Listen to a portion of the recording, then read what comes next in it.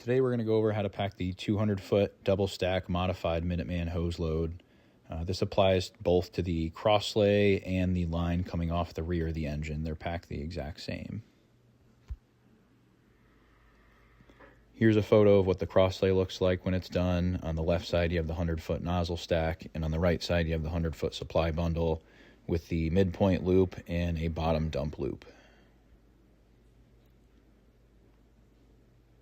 And here's what that looks like coming off the rear of the engine. Again, you have the same 100-foot nozzle stack, attack bundle on the left, and the two loops on the right, the bottom one being the dump loop, and the middle one, top one being the midpoint loop.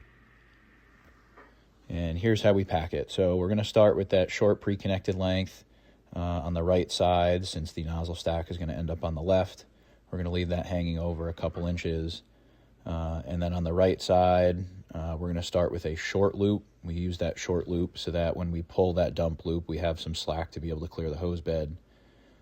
That next loop is going to be a grab loop, so you leave enough slack. I made some room there so you could see. You leave enough slack so you're able to get a gloved hand in there.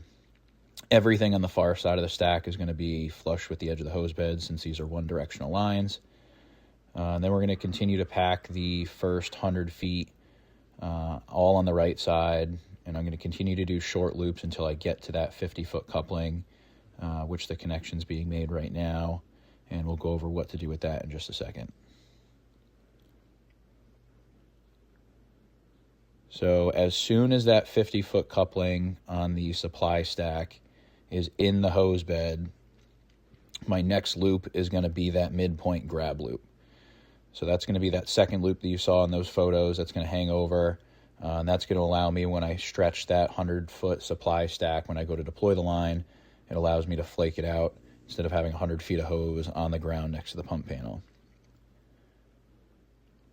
And then the rest of this 100 feet is just going to be short folds flush with the edge of the hose bed all the way to the top.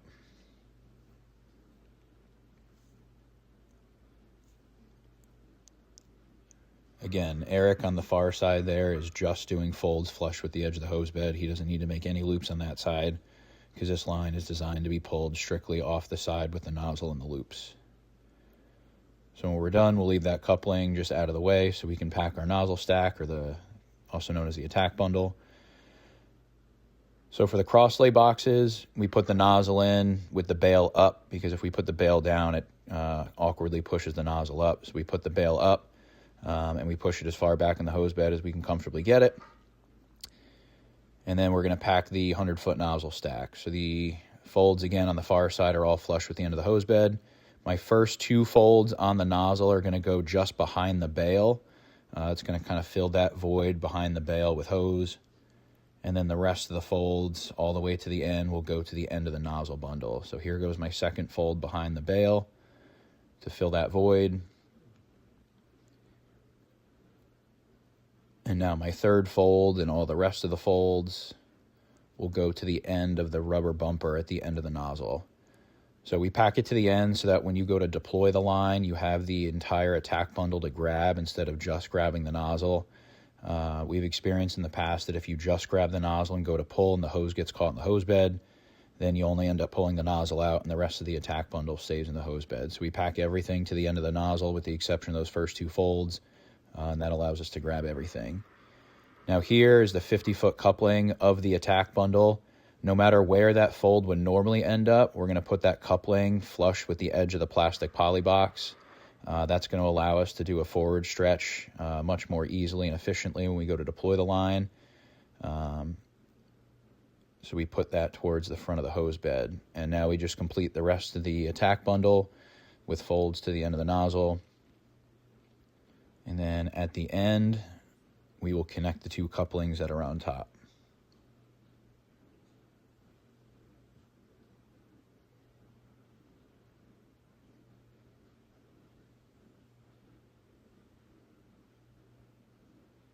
Now we're coming to the end.